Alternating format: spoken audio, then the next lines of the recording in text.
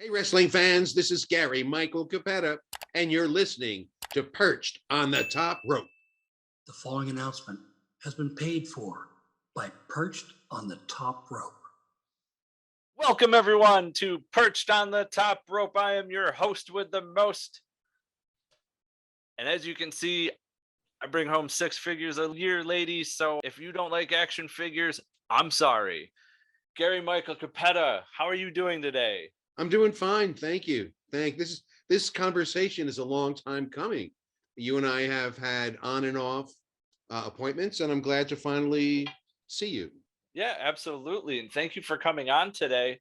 For fans who don't know, we have done one interview with GMC. However, the audio from phone to phone, it didn't come out that well. So here we are again, and on video, going to have a great conversation. I want to start with this first before I get into everything. You wrote the screenplay for wrestling entitled Fall for the Dream. What was the inspiration to come out with a screenplay, where most, people involved with wrestling, and you've done this too, do autobiographies and whatnot? It came out at the same time as my autobiography, because when I was writing my Body Slams book, the most fun that I had was writing the dialogue to illustrate different scenes along the way between the wrestlers. And I would loosely quote, just from memory, in what I heard as the wrestlers' voices. And a screenplay is nothing more than dialogue. So since I had such a good time doing that, I just turned to fiction and created wrestling characters and used the same process to make them come to life. So that when the book came out, and it was self-published at first, and folks called in to order the book, they also were able to order the screenplay, which I had bound in book form, which I still have, and it's still available on my Facebook shop. And we will be providing that link and all the links that you can get his book and screenplay in the description below in the video to this interview, guys. I'm a big fan of the wrestling autobiographies. I've read yours. I am actually currently helping Mr. Hughes do his right now. And the one thing that I found interesting when you spoke with Jim Ross was that you had done yours in 2 years full time. Yes. Fans, I don't know if anyone knows how long book writing and everything takes. I'm coming up on essentially my 4th year with Mr. Hughes, and I do it part-time. Writing that book full-time, were you also working at the same time too? No, it was full-time. Every day I dedicated myself to either writing new content or editing what I had written before. And for authors who are working with wrestlers on autobiographies, or just people wanting to break into that sort of business, what advice would you give them? Well, it probably was a little bit different for me because it truly was an autobiography, not just a biography. So, I mean, I lived it. There were 2 rules that come to mind as you and I speak. One was there was no need to put anything in the book that would adversely affect anyone's life today. So I was careful about that. The other thing was, I think we have a tendency to get into the minutia of things. And when you have to dig too deep and think too hard, you're probably going away from what will interest other people. I think what's at the top of your mind as you're writing, in other words, what's the most memorable to you, is probably what was most interesting. So I tried not to dig too deep because I wanted to appeal not only to wrestling fans, but I also wanted a broader appeal to people who weren't as familiar with wrestling and were, learning about the world in which I lived for decades. Yeah, I really appreciate that. And, when you say decades, a lot of wrestling experience with microphone and being an announcer, almost coming up on 48 years. Doesn't feel like it, but you're right if you do the math. You'd broken into the business in 1974, back when it was the WWF, with a lot of help from Gorilla Monsoon. And I'd read that you had really said that, he was the big one that had really helped you. Throughout listening to interviews between the WWF, the WWF, AWA, Ring of Honor, and even part of AEW in 2020, how would you describe the differences of all those locker rooms, and especially from the different generations that you had been part of? Well, that's difficult because I was looked at differently in different decades. So in the early years, I was the new kid on the block. In the very, very beginning, I wasn't trusted. So I wasn't even allowed in the locker room for the first 2 years that I did my ring announcing for WWF, and then when you come to today, when I go out and do guest ring announcing, I have experience and people know who I am and I'm looked at differently. So it's really tough to compare, and it's easy to contrast my experiences in the locker rooms because I'm treated differently. Very differently. Speaking of that treatment, when it was WWF and WWF, again, listening to JR, you had even said that in the 11 years working there, while Vince McMahon Jr. was on commentary and you were announcing, never even on commentary brought you up as the announcer. Yeah, my name was never uttered in commentary for all of the years that I did there. I mean, it was just, that was just what he chose to do. I mean, I guess you can call it like a style thing. Yeah. I'm not sure. Even when wrestlers drew attention to me by interacting, by chasing me, by stealing my flower and chewing on it. So I used to wear a carnation boutonniere. I was never identified by name, but it was by law, by the State Athletic Commission law. At the beginning of each TV hour, I had to name all like the physicians, the referees, and I named myself. So that's how people got to know my name, from those few seconds at the beginning of each hour. Okay. And I mean, that was to me a real time of professional wrestling, the 70s and 80s. What was your thoughts when in 1979 it goes from WWF to WWF? I really didn't think much about it. It didn't affect me in any way. I just thought it was a marketing, and it probably was. They wanted to shorten it, and it was more of a marketing. The reason was for their marketing, and it really wasn't significant. Okay. I was just thinking because in 2001, when it went from WWF to WWE, a lot of the old school fans, I think, were upset by it, because now it's no longer federation, but it's now being acknowledged as the term Vince McMahon likes, sports entertainment, which I'd actually watched a documentary the other day. I think it was 1988. A New York State senator was trying to get WWF banned from New York. And in the documentary, even then, Vince McMahon was referring it to sports entertainment back in 1988. This is before I watched as a fan. As fans, we were upset in 2001. I don't even know how the wrestlers reacted to the change. So I thought maybe that, back then there might have been something where they felt that the change was meaning a change with the company as well. Yeah, well, that was a significant change. I mean, that had layers and layers of meaning beneath it. So yeah, I mean, he wanted to change the way that the public viewed his product totally. So yeah, I mean, now there's something to react to, as opposed to just changing the number of W's that are in the logo. I got to ask because you're the only person that can say you've done this, having worked in the WWF, AWA, and NWA, seemingly all at the same time. I've asked other wrestlers who have done similar things, how was that possible? And what was it like going from one company this week to the next company the next week, but then them, wanting you to say this is the best wrestling on earth or this is the best wrestling company to watch and stuff like that?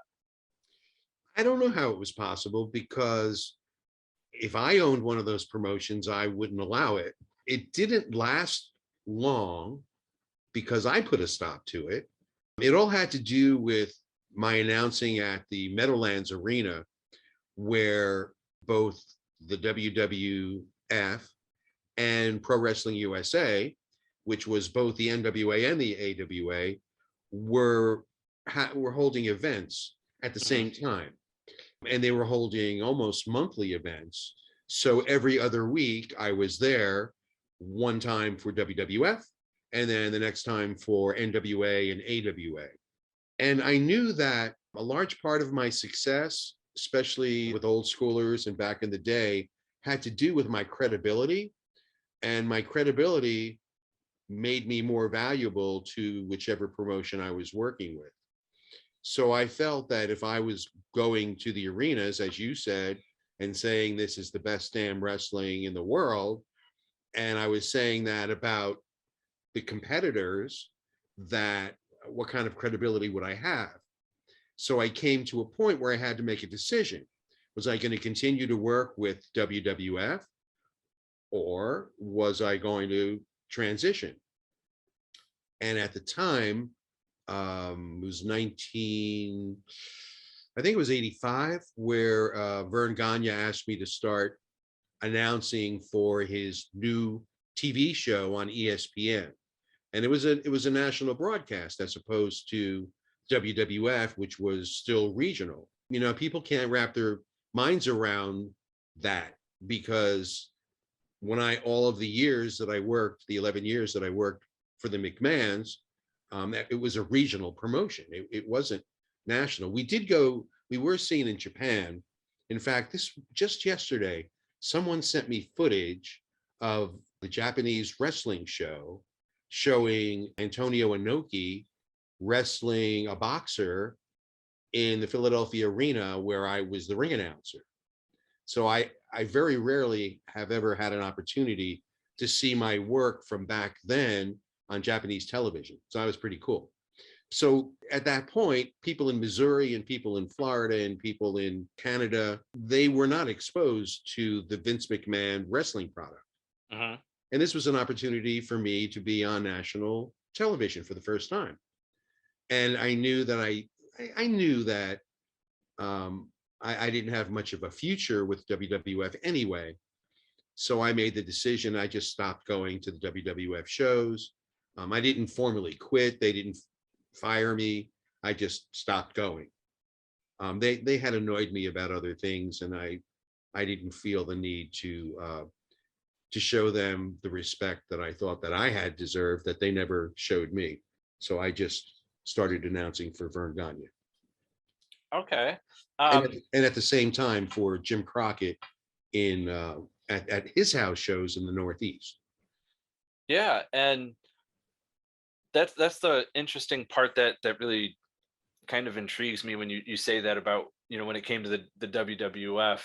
I had read interviews in the book and watched interviews with you, specifically, as you said, being a newcomer type deal and not being trusted. With all of that, then when you had started with AWA, how was that treatment? Oh, that once again, that was different. I had 11 years of experience. Yeah. By then. Many of the wrestlers that I introduced in the AWA, some of their first TV matches were in the WWF. So, I was well known by the time that I left WWF. Yeah, the oh man, you had Ted DiBiase, Kurt Hennig, Bam Bam Bigelow was there at AWA. I remember, maybe not at that specific time, but Diamond Dallas Page, Scott Yeah, Hall. and There was a lot of them. even if they didn't wrestle for the WWF, if they grew up in the Northeast, they Yeah, grew up watching me announce yeah, wrestling as fans. So, like when you mentioned a Bam Bam Bigelow who grew up in New Jersey, yeah, so he learned to love pro wrestling through watching the WWF product. yeah, So it wasn't even that I had to introduce them as wrestlers. It was just them as fans. If they grew up anywhere from Maine to Washington, D.C., New York City to Pittsburgh, then they grew up on my ring announcing. yeah. And for me, it was growing up with you on WCW. So for me, that's what I watched. Hearing you call out, Ric Flair matches and Arn Anderson, and I'm getting chills. I'm gonna have to watch some old school WCW tonight. Um, speaking of AWA, yesterday I watched AWA Super Clash 3, and I know that you have said that you think that it's probably seemingly the worst pay-per-view that you had been part of. I didn't think the wrestling was that bad, to be honest with you. I thought, the matches were pretty good. The only thing that aside from what I read up on after watching it, was the size of the arena compared to the audience. But the only things I had seen that I thought were like, ugh, were things that you couldn't do today in on TV, really. Um, so I guess, like, from my fan perspective, in your perspective of it, what in your eyes made it the worst? Well, first off, it was poorly attended, which is Yeah, almost unheard of for a pay-per-view. And then it was also a card that had the ladies lingerie battle royal. that was And one of then the things. one of your headliners is Stone. None of that, adds, to any kind of greatness. Yeah, I mean, and those are just the surface memories that I have.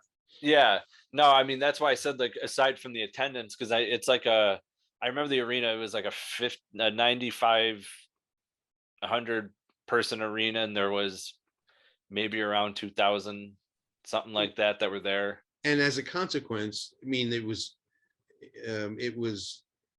dark. It's just a darkened building so that they could hide the fact that there were so many Yeah, empty seats. yeah, it was definitely dark from what I remember watching. But I mean, I thought the wrestling was pretty good. The women's lingerie thing was one of the things that I was like, yeah, you wouldn't get away with on TV today.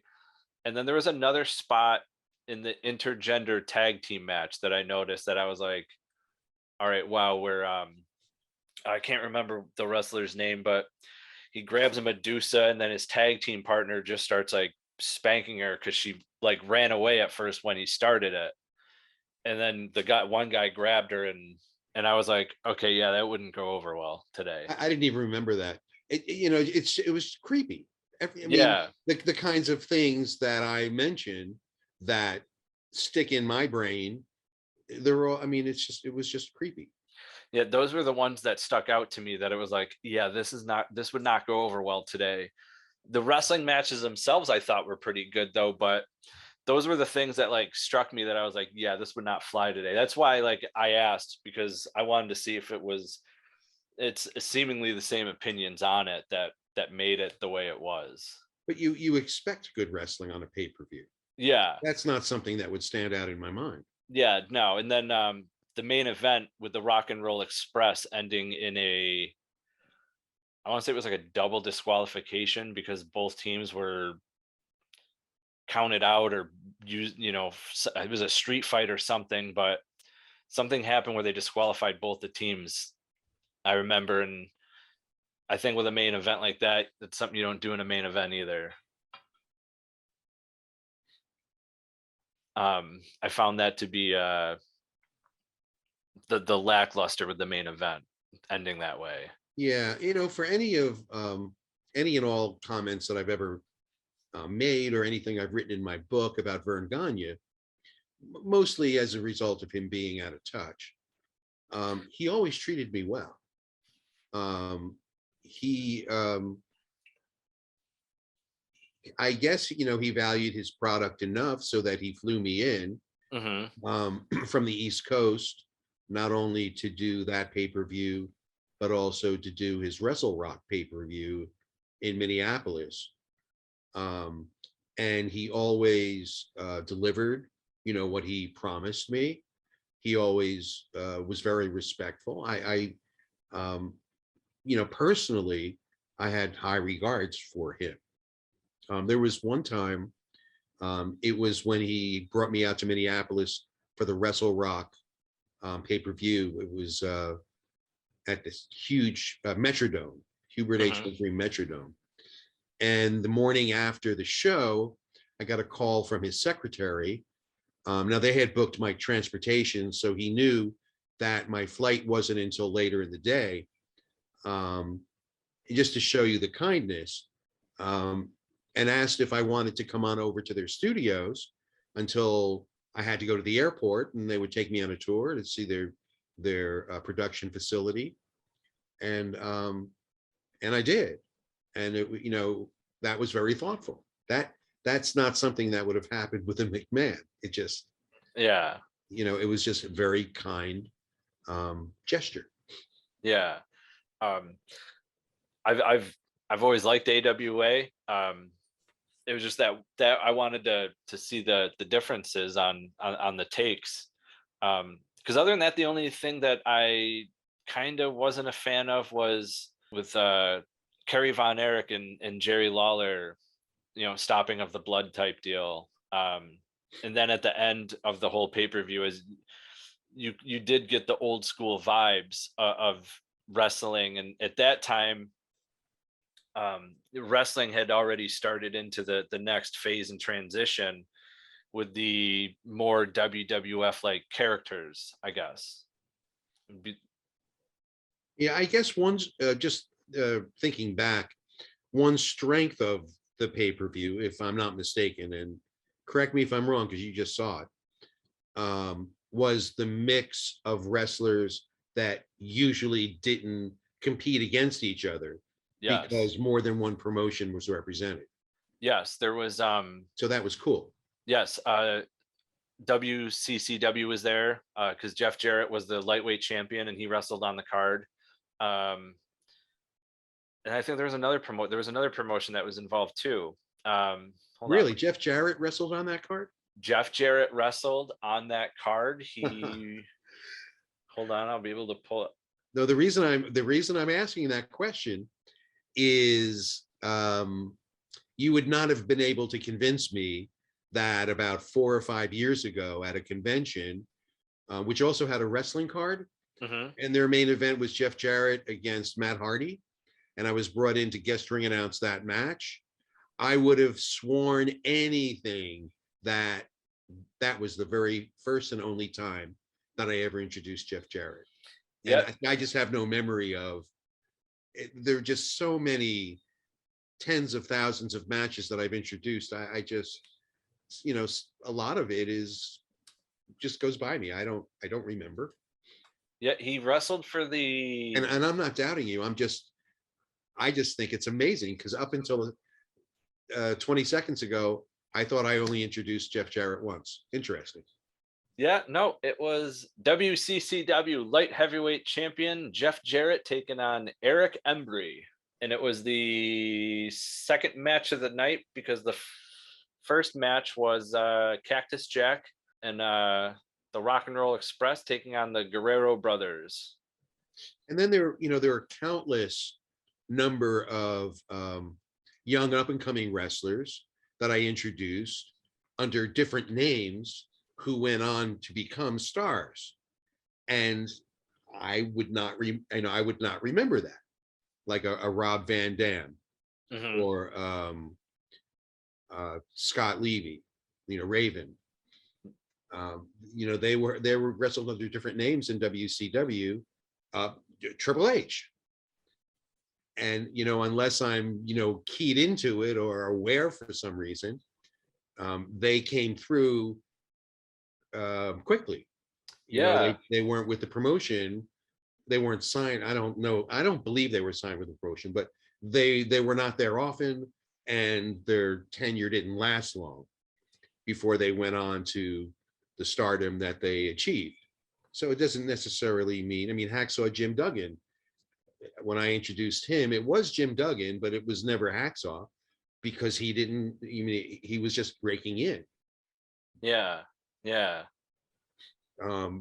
Bret Hart, Eddie Gilbert, some of their very early matches, they came through WWF and as enhancement guys, and I wouldn't necessarily remember them. I see it on video now, and people always send me tapes. Mm-hmm. Hey, GMC, do you remember this, that, and the other thing? And it's pretty cool. I appreciate people sending me those things. So when you introduce thousands and thousands and thousands of events and tens of thousands of wrestlers and matches over 40 years, 50 years, what's the chance of you remembering? Yeah, and a lot of it. Yeah, and speaking of that, I'm glad that you had brought all that up. Having done, commentated for thousands and thousands of different wrestlers and venues and everything. This is it's one question, but in three parts. Who would be your Mount Rushmore for a commentary, announcing, and wrestling? I'm going to politely choose not to participate. Okay, all right. I don't like the best, the worst, the most, Okay, the greatest, all right. kinds of questions. It's okay. You're never going to be able to include everyone that you admire. You're always going to leave someone out. Oh, it's yeah. always going to be interpreted one way or another. Yeah. Okay. All right. Yeah. No, that's completely fine. I thank you for that. Yeah. No. Letting me off the hook so easy. Yeah. Hey, I honestly, it's fine. That's usually one thing I like to ask anyone I interview, and then the other one is, if anyone's worked with Owen Hart in any sort of capacity, I always ask them what that's like. How many people have declined to answer your Mount Rushmore question? This is the first time. Okay. This is the first time. It usually turns into like a big discussion after, and then changing people in and out and everything. It's usually a question that takes up quite a bit of time, because then people start thinking back. Then you get into why. There are different reasons that different wrestlers stand out. Was it their drawing power? Was it their popularity? Was it their wrestling skill? And all of that is affected by other things, some of which they have no control over. Yeah. So it's, I'll just leave it at that. Yeah. No, that's completely fair. I like that though. So now you're in WCW, and what was your thought process as you're going through your career? What was it like during your career to watch the sport of professional wrestling change and evolve?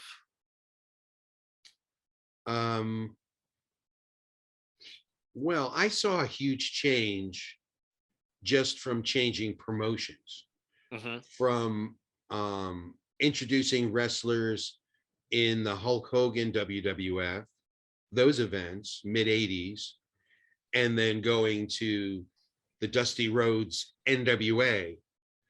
It was like going from ballet to street brawling. So, just in the same time frame, depending upon which product that you were exposed to, you had very different worlds. I had never seen such kick-ass wrestling as I saw with the NWA. and I started announcing for them every month in Baltimore, and then sporadically they would come up to New Haven, Boston, and Philadelphia, and I would do those shows too. So I mean, just in the same week, Mhm. it just depends upon which promotion you looked at. But your question was the evolution. I was sold on the Kick-Ass once I saw it. Remember, I grew up in a territory and I Yeah. wasn't exposed to other products. So that was a new world to me. And I really my likes, like I really gravitated to that, because the beauty is, as a fan, is to get wrapped up into what's going on. Mhm. And if you have a more realistic product, that's going to be easier to do. The highs are going to be higher. The highs are going to be higher, and the lows are going to be lower. So yeah, I mean, the products just in the same time frame were totally different. When I was announcing for both. Yeah. And I'm glad you brought up NWA. What do you think of frontman Billy Corgan with the NWA now, and having the NWA Power as the studio show again, and having that old school feel with the new touch of what professional wrestling offers today? Well, when he started this latest iteration, I was excited for the potential, but as time has gone on, I think the limitations of what he can do are obvious. Um, so it's fine for what it is, but it's not going to rattle anybody's world. Okay. Um, Now, while you're in WCW, we know that left in 1995. This is about Eric Bischoff starts coming in and kind of running the show. Your last show was Slamboree 95. Um, did you know that was going to be your last show with WCW? Yes. A really good card, by the way. I believe the main event was Hogan and Savage and Flair and Vader. As each match is going on, like I know that there was matches with the Nasty Boys, Wahoo McDaniel, Great Muda, Arn Anderson, Steve Austin was on the card before he's Stone Cold. Obviously, he was doing, I think, still doing the Stunning Steve. Knowing that's your last event, as each match is dwindling down, what was going through your mind? It was profoundly sad, Hmm. and I didn't necessarily know or think that I would never announce again. But that was a height in my career up to that point. Yeah. I was still relatively young when I finished there. So yeah, but the way that it had ended wouldn't have been the way I would have wanted it to end. Um, yeah, so profound sadness, And which is difficult because yeah, I'm portraying excitement yeah, as yeah, part of the reason that I'm there. So I yeah. had to push the sadness down and kick GMC in, the ring announcer, Yeah. and separate how I was really feeling from what I was projecting. And uh after the main event, what was it like for you? Did anyone come up to you and uh hugs, goodbyes, things like that, gonna miss you? Did anyone know that it was your last night? Some did. I went back to the hotel, up to my room, and I got a call from and I would never go to the bar anyway, so it wasn't like I was ducking out of or retreating from something I usually would do. Hmm. I wasn't, very social. I always found it to be good policy and good business not to not to be around situations that could blow up on you. But I did get a call and they wanted me to come down to the bar, and I said, no, I'm really not in the mood. But Gary, they want to say goodbye or whatever. So I did. I went back. I guess it was the hotel bar, and socialized a little bit. Okay. Now after that, had WWF tried to make a move at you again, or ECW or anything like that, to try and get you to come in? As my contract was winding down, I got a call from Paul Heyman. He wanted me to come into ECW to join them, but not as a ring announcer, but on commentary. And I didn't want to. So, but he called me I'd say he called me 3 times to try to talk me into coming out. And I said to him, Paul, like, I can't, like, the product that you're putting out is contrary to what I'm known to be associated with. I don't see how that could work unless you brought me on commentary. And Joey Styles does a great job for you. Unless you brought me on commentary with Joey Styles to be anti-ECW, I don't see it. And he would say, no, really, it will work. I have this vision, and I don't know what I'll work with you. It's because I knew Paul from when he was a teenager, and he was a photographer in the WWF territory. So I and then I worked with him in WCW, in AWA, and then WCW when he was the manager. Yep. So he and I went back a long time, and worked side by side over the years. So that was the company that reached out to me. Okay. And I'm actually going to jump back real quick, because I had something that was in my head as you speak of this. Another one who would have, that you were around was actually Mr. Hughes, AWA, WCW again. He was just one of the many.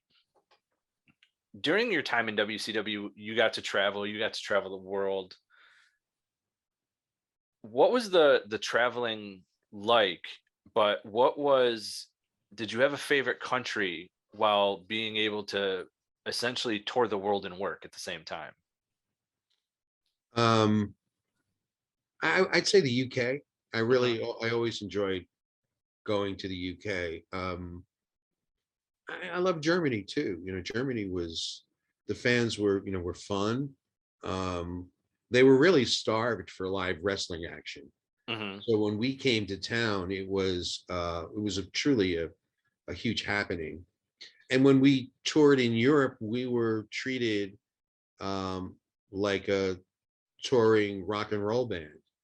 So because the promoters that brought us, that's what they did. They, mostly they had Michael Jackson on tour, they had Prince on tour, they had Springsteen on tour. So we got the same treatment, and we weren't accustomed to that. Where they would, from city to city to city, there was a catering vehicle that was part of the caravan. So you got to know the cooks, and they would cook for you. And it was, who could not like that?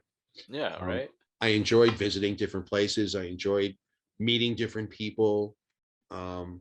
It was also before 9/11, so it was easier to travel. It was easier to get in and out of airports and in and out of rental car companies. And so you could show up at an airport 40 minutes before your flight and drop your car off and there not be a problem.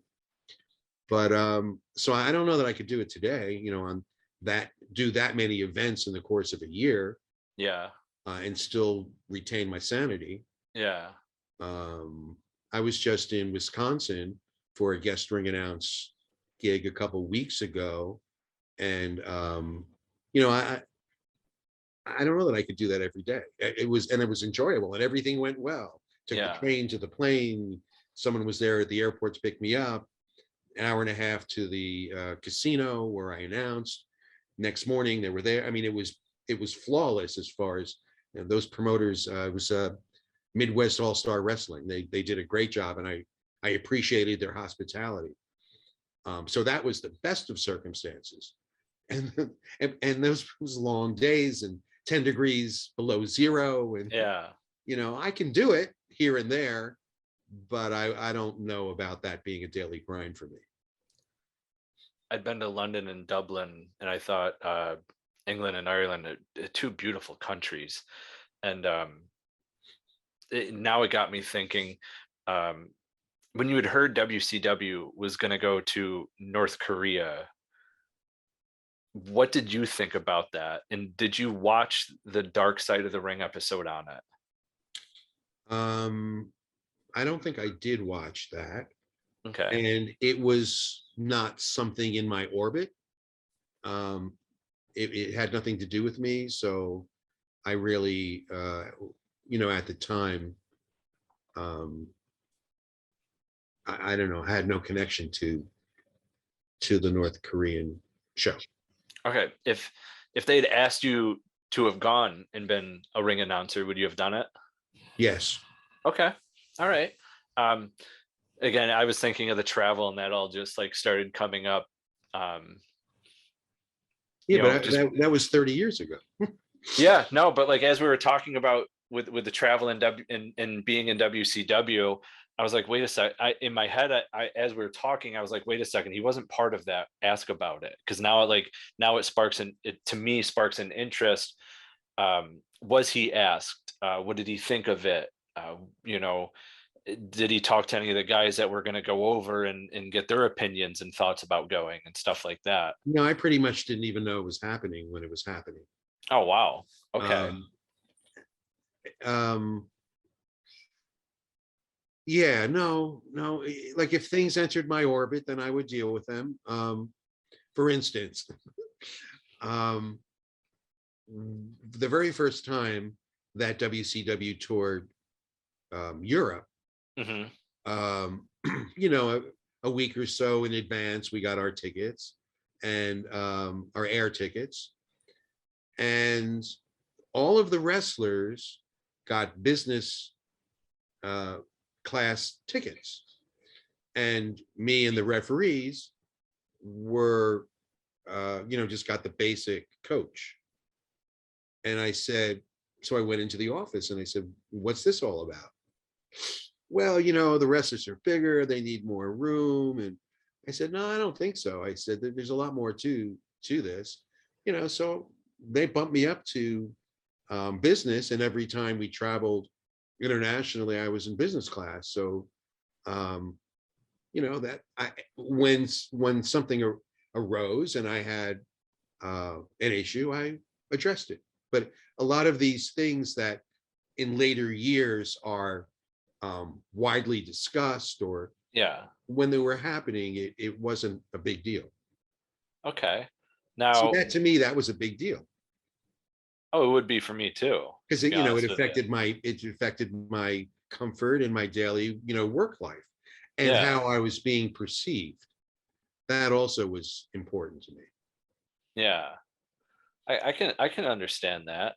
Now, that was something that really had sparked my interest, especially with the North Korea stuff. And now knowing that with the travel, how did the referees feel when you got the bump up?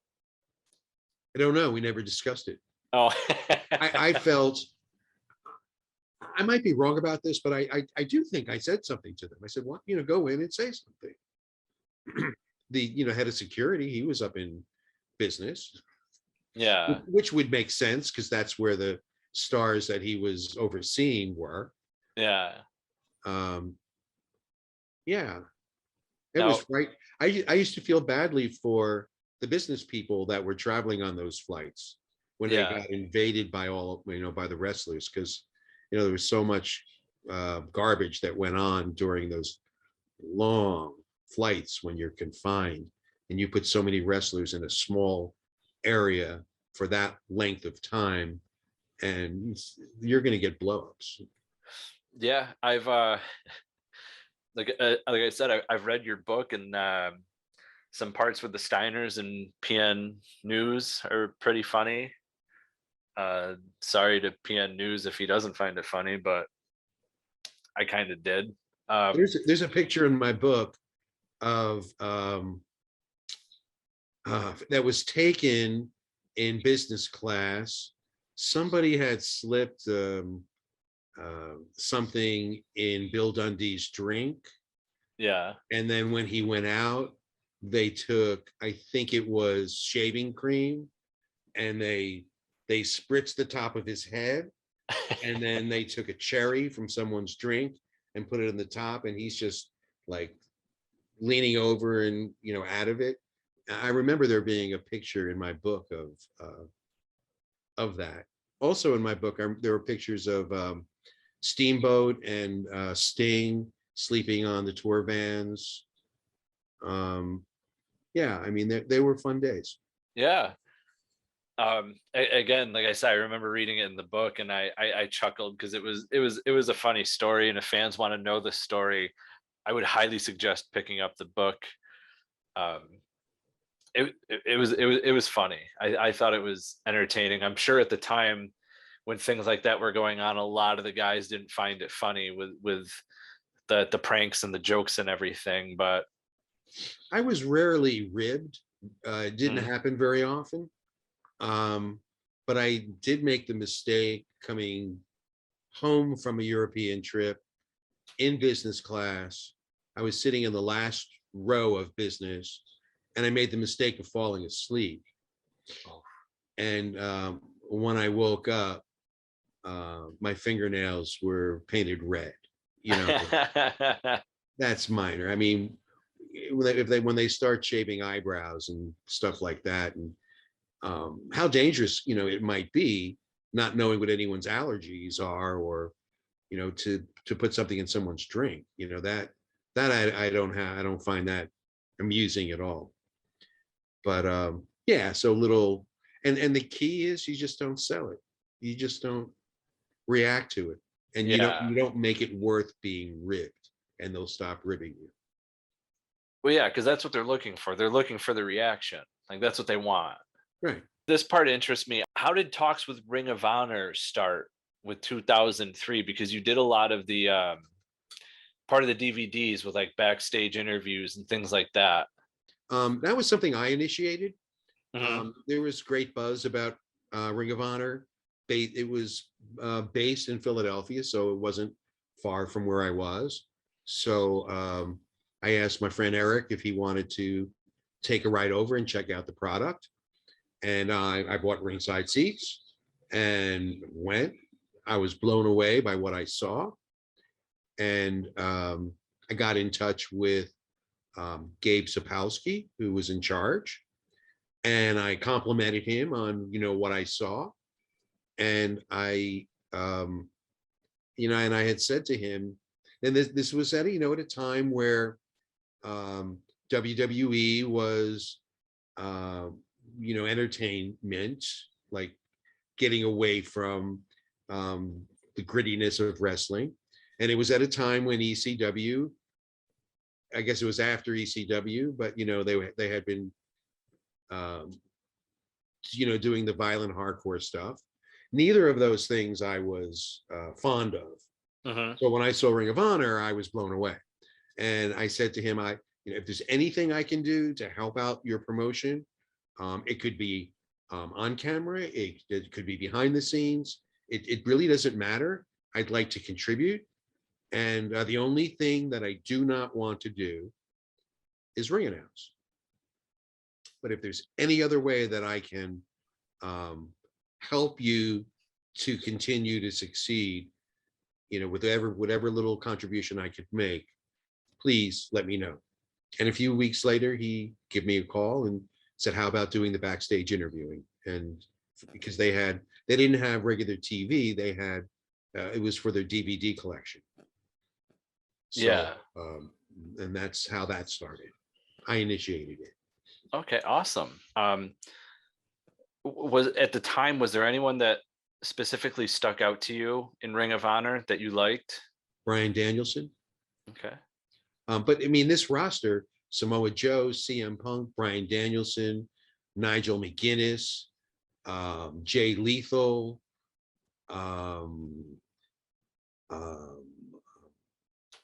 JW, was a good friend of mine. It was John Walters. Mm-hmm. And I know I'm forgetting a bunch of guys.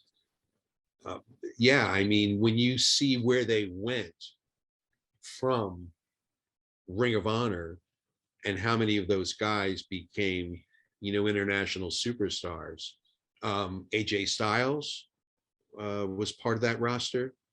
The Hit Squad, I mean, it was wrestler after wrestler after wrestler. They were tremendous. Yeah, and now that you had a couple of those names you had brought up are going to be part of the inaugural class of the Ring of Honor Hall of Fame. CM Punk, Bryan Danielson, and Samoa Joe. Yes, they're joining the Briscoe brothers as the first class.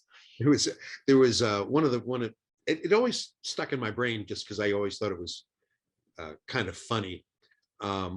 After one of the shows, Bryan Danielson, I don't know, I guess he didn't have any place to go. He hadn't booked a hotel.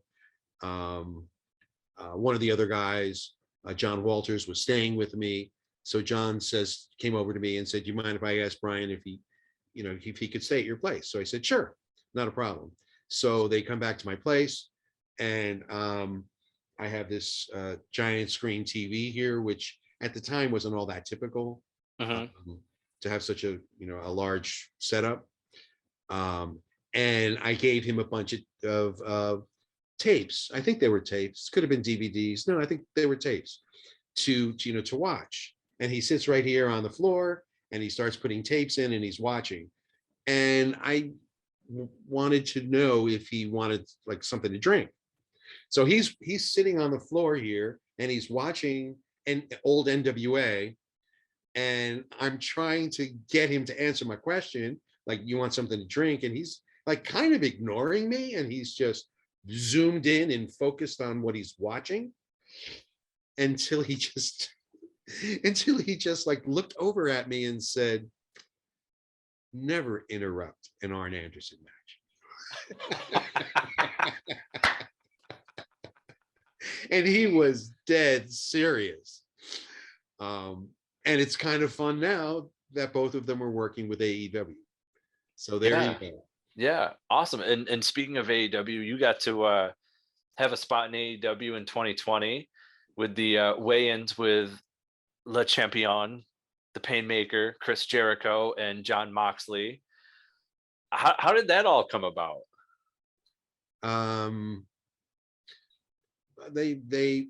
That was live on a Wednesday night from Kansas City.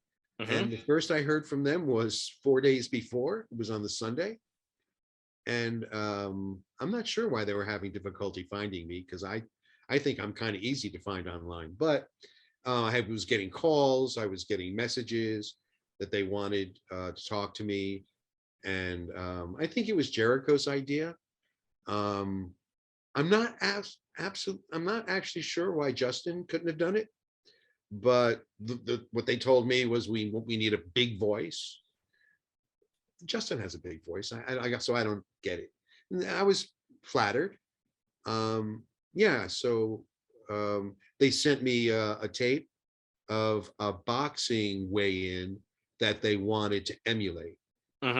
So they didn't send me a tape. They sent me a video file. And yeah, so when I saw what they wanted, it was sure. So you want ring introductions twice. You want me to bring you to the ring? That's the ring introduction. You want me to bring each of you to the scale? Those are ring introductions. That's what I do. You want me to bring Jericho to the scale first, so that he can take a hissy fit about being called first. Since he's the champion, he shouldn't be. That I can do, no problem. Yeah. I was actually going to ask about that. Like if that was all part of the plan with calling him to do it first. Yes. Okay. Oh, as you can tell by my background, I am somewhat of a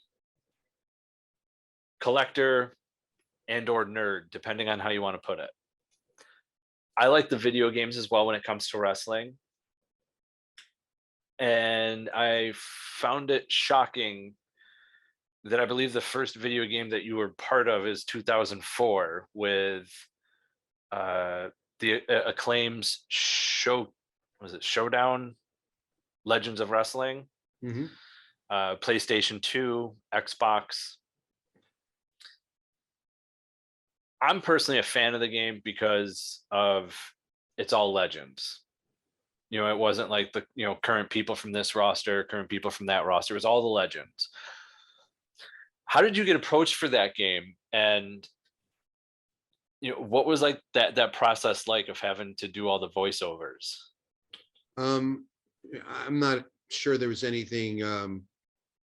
I was doing side projects all along. At the time, they were the 900 numbers were big, so Yep. I was doing the voice for the Lou Albano 900 number, the Bruno Sammartino 900 number. When I wasn't on the road, I would take these side gigs. So I assume they, gave me a call. I loved doing it. It was a lot of fun, except what they didn't account for was to get the GMC voice, which is a booming voice. You can't boom for 10 hours at a time. Like the voice box won't support that. So, I would at times lose my voice. And so we'd have to break and come back in the morning. Because they had this little TV monitor with a red light, green light. Every time there was a green light, I spoke. Red light, I was silent. And on the monitor, it had what they wanted me to say. So I did all of the cities at one time, all of the weights in 5-pound increments at one time. So green light, Baltimore, green light, New York City, Phoenix, Arizona.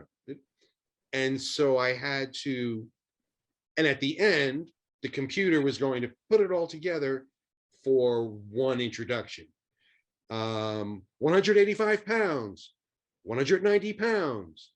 So you if you can hear, the timbre is the same for each of the pounds. It had to be the same for each of the cities. And then, of course, the name of the wrestler was over the top. So that when the computer, when you selected who you were going to be, and they put 225 pounds together with New York City and a wrestler's name, it had to flow, even though I was announcing them all separately to create them. I was in a recording studio, and with the headphones on and the monitor there and the red and the green, and I loved doing it. It was great. But give me more. This is fun. Yeah. Except my voice, would give out at times because I wasn't going to come in and do anything but my voice, And since I started my career before electricity was created, I have a booming voice. Yeah. So, but yeah, I really enjoyed doing it. All right. As I sit here and think to myself, everything that's behind me, we see some ring announcers, commentators, and things like that have action figures. Do you think we could ever see a Gary Michael Cappetta ring announcing action figure? No, I doubt it. I was promised, it was never delivered, but in WCW, I was promised a Gary Michael Cappetta battery operated microphone. But they never did it. And then on contrary to that, McMahon put out in the mid 80s a Hulk Hogan workout set with an audio tape of me introducing Hulk Hogan. And that was that was an issue because they were taking my voice from a TV show and they were using it on their toy, and that they shouldn't be doing that. I mean, that infringes on my rights. Yeah. They also did microphones too. I actually have in my office a couple of the toy microphones from, it might be like 1988, 1989, which you already had left, which was 85. But yeah, that was the idea of what WCW was going to do with me. Yeah. Wow. I did do a trading card with them though, which is also at my Facebook shop. I believe that was the 1991 series of the cards. Sounds about right. If I'm not mistaken, I've got the set, to be honest with you. I think it was they did a set in 1990 and 91, maybe. Something like that. Yeah, I've always been interested because now there's a lot of other toy makers out there aside from the licensed WWE and AEW licensed figures. There's Cella Toys and Zombie Sailor Toys. They make different style retros, Hasbros, and things like that. And I'd love to be part of that. Yeah, that would be fun. Even Matt Cardona and the Major Figure Wrestling podcast have been making figures as well, doing stuff like that. If you guys are listening, Gary Michael Cappetta would like an action figure. Let's make this happen. I know. Seriously. I'm a card in the there's a wrestling card game. In fact, the fella who created it is up from New York State. It's been around for a long time, so that was cool, to be a playing card. Yeah. So a playing card, a figure and I sort of liked the visual depiction that Acclaim did in the video game that I was part of. Yeah, he looked a lot better than me, so I liked it. When you were doing the video game, this is probably the only time I'm going to try and ask something like that, because again, you've called out so many wrestlers and so many matches and everything. Again, this is where an Owen Hart question comes up. Is that the first time you had ever announced an Owen Hart? No, I believe Owen. I introduced Owen before I left WWF. Was he as Owen Hart or the Blue Blazer? It would have been Owen Hart. Okay.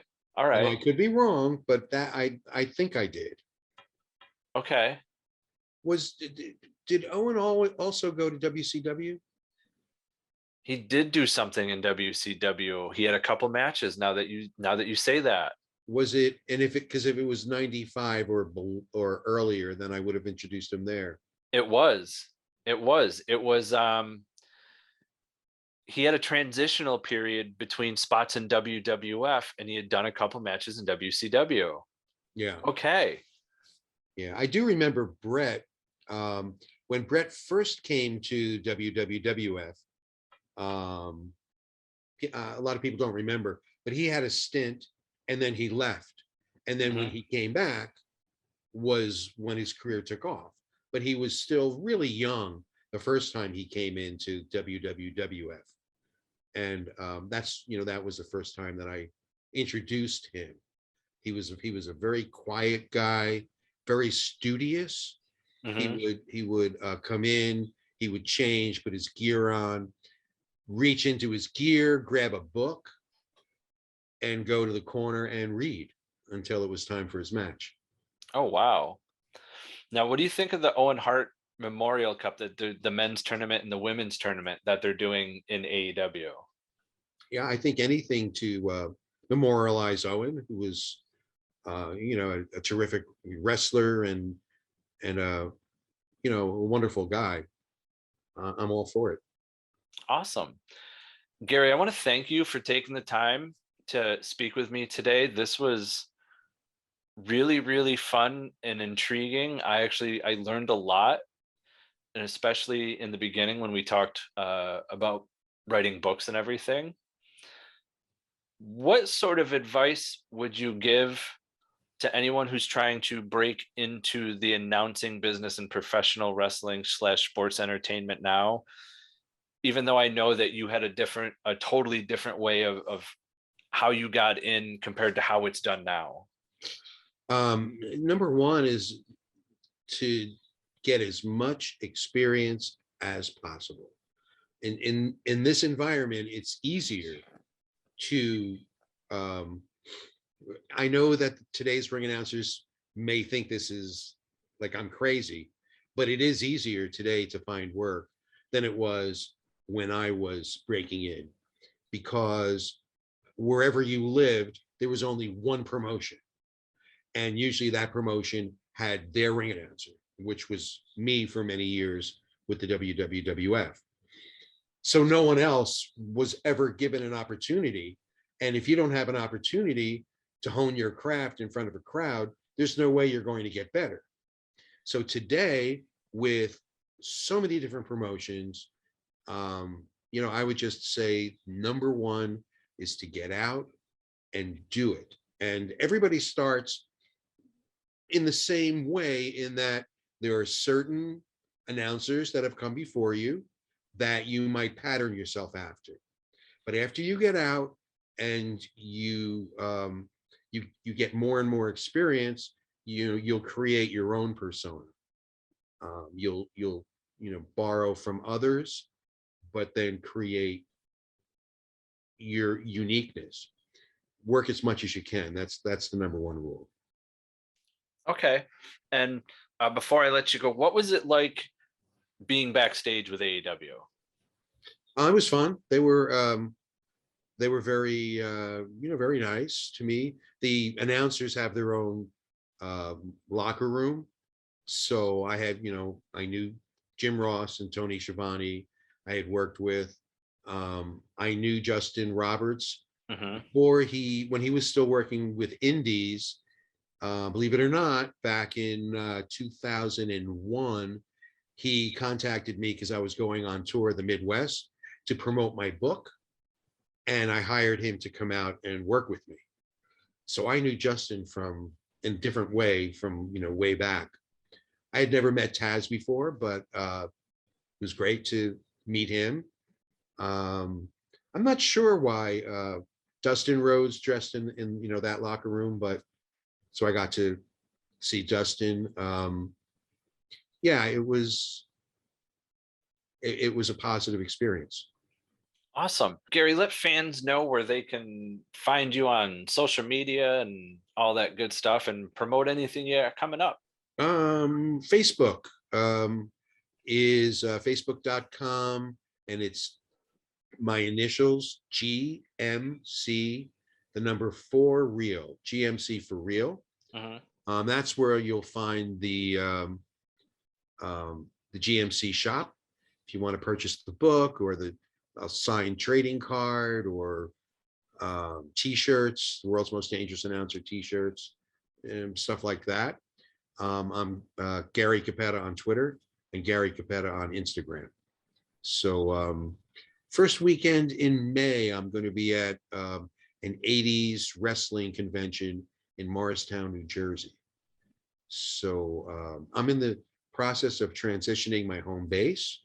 So I've been out quite a bit the last couple of months, but I'm going to slow down while I transition my home base. But anyway, I have booked I think it's the first weekend in May, Morristown, New Jersey, the 80s wrestling convention. Again, Gary, I want to thank you for taking the time out of your schedule to speak with me today. Fans, you can find us everywhere and anywhere: youtube.com/perched on the top rope, facebook.com perched on the top rope, Twitter perched top rope, Instagram perched on the top rope podcast.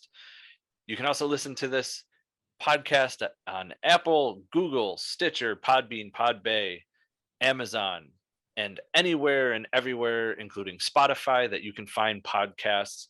And we want to thank those who have us on their chartables: America, Ireland, Great Britain, Germany and Canada, we thank you for downloading each and every week. Gary, I hope to have you on again real soon. I thank you.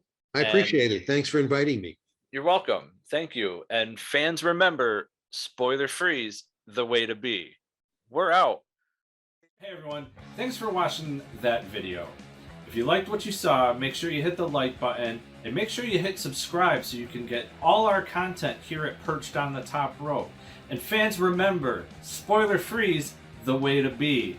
I'm out.